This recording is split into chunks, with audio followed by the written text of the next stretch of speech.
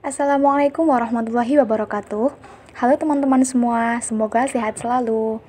Kami dari kelompok 5 yang beranggotakan M. Hafid Oktavian Purnomo, Nur Afifah, Sabila Putri Arliani, dan Nikmatus Safira Aprilianda akan menjelaskan mengenai geometri afin dengan pokok bahasan definisi 4.5, teorema 4.7, dan juga contoh 1. Baik, langsung saja kita masuk pada pembahasan yang pertama, yaitu definisi 4.5. Jika dua titik berlainan, misalnya A dan B, ditukar oleh suatu dilatasi tunggal, sehingga segmen AB menjadi segmen BA atau A dilatasi B, maka transformasi itu disebut setengah putaran.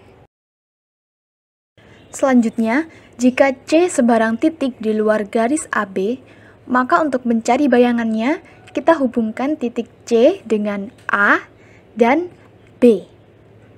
Kemudian, konstruksi garis baru melalui titik B yang sejajar dengan garis AC dan konstruksi garis melalui titik A yang sejajar dengan CB, maka titik perpotongan dari kedua garis tersebut adalah D yang merupakan bayangan dari C atau C aksen. Selanjutnya, jika ADBC adalah suatu jajar genjang, setengah putaran dari jajar genjang tersebut dapat dinyatakan dengan C dilatasi ke D. Garis-garis invarian AB dan CD merupakan diagonal dari jajar genjang ADBC yang berpotongan di titik pusat, yaitu titik O. Sehingga titik O merupakan titik invarian dari setengah putaran C ke D. Pada setengah putaran A dilatasi ke B, titik O adalah titik tengah segmen AB. Untuk melukis bayangan T pada garis diagonal AB, dilakukan dengan cara menghubungkan titik T dengan C, kemudian melukis garis yang melalui titik D dan sejajar dengan garis TC, sehingga diperoleh titik T aksen pada garis diagonal AB yang tidak lain adalah bayangan dari titik T. Selanjutnya, hasil kali dua setengah putaran dapat dinyatakan sebagai A setengah putaran B atau B setengah putaran C. Andaikan hasil kali ini mempunyai titik invarian O, maka oleh setengah putaran AB, O dibawa ke O aksen. Jadi, A setengah putaran B sama dengan O setengah putaran O aksen. Oleh setengah putaran BC, maka O aksen dibawa ke O, sehingga B setengah putaran C sama dengan O aksen setengah putaran O. Jadi, ada titik invarian jika A setengah putaran B sama dengan B setengah putaran C. Selanjutnya adalah teorema 4.7. Hasil kali dua setengah putaran AB dan setengah putaran BC adalah translasi dari A ke C. Pembuktiannya adalah sebagai berikut. Yang pertama, A setengah putaran B tidak sama dengan B setengah putaran C sebagai premis 1. Kemudian, konstruksi sebarang titik, misal titik X. Hasil setengah putaran X terhadap AB adalah X aksen. Hal ini berdasarkan definisi 4.5, jika dua titik berlainan, misal A dan B, ditukar oleh suatu dilatasi tunggal AB ke BA atau A setengah putaran B, maka transformasi ini disebut setengah putaran. Kemudian diperoleh AX sejajar X aksen B dan AX aksen sejajar XB sebagai akibat dari langkah 3. Kemudian hasil setengah putaran X aksen terhadap BC adalah X double aksen, berdasarkan definisi 4.5. Sehingga diperoleh X aksen B sejajar CX double aksen dan CX aksen sejajar X double aksen B sebagai akibat dari langkah 5. Dari langkah 4 diperoleh bahwa AX sejajar dengan X aksen B. Dan dari langkah 6 kita memperoleh X aksen B sejajar CX double aksen. Karena AX sejajar X aksen B dan X aksen B sejajar dengan CX double aksen, maka berlaku sifat transitif sehingga dengan langkah 7 kita memperoleh AX sejajar CX double aksen.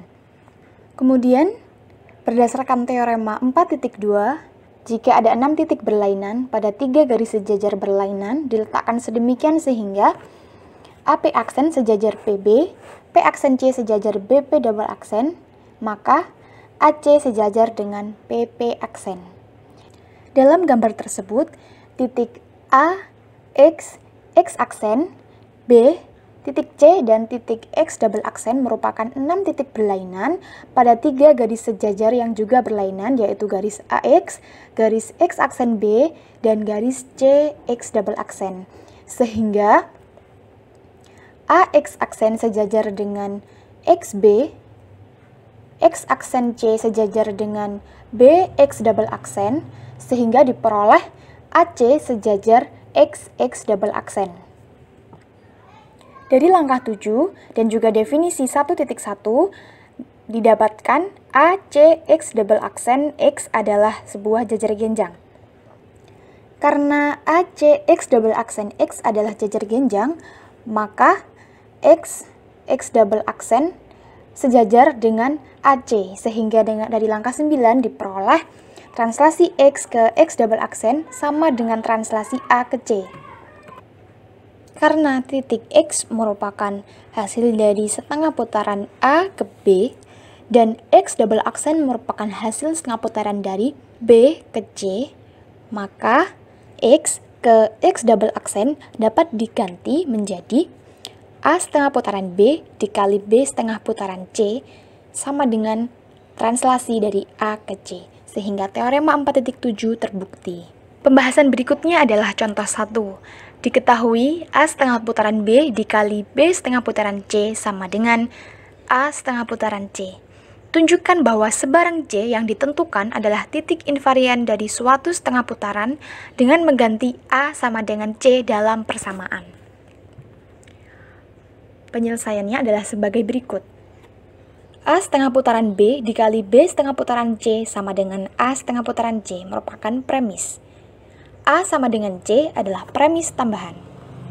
Dengan mensubstitusikan A sama dengan C ke persamaan pertama, didapatkan C setengah putaran B dikali B setengah putaran C sama dengan C setengah putaran C.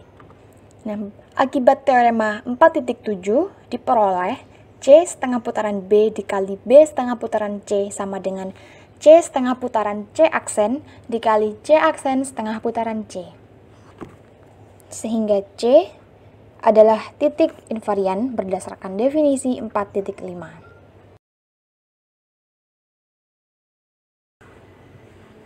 Terima kasih, semoga bermanfaat. Wassalamualaikum warahmatullahi wabarakatuh.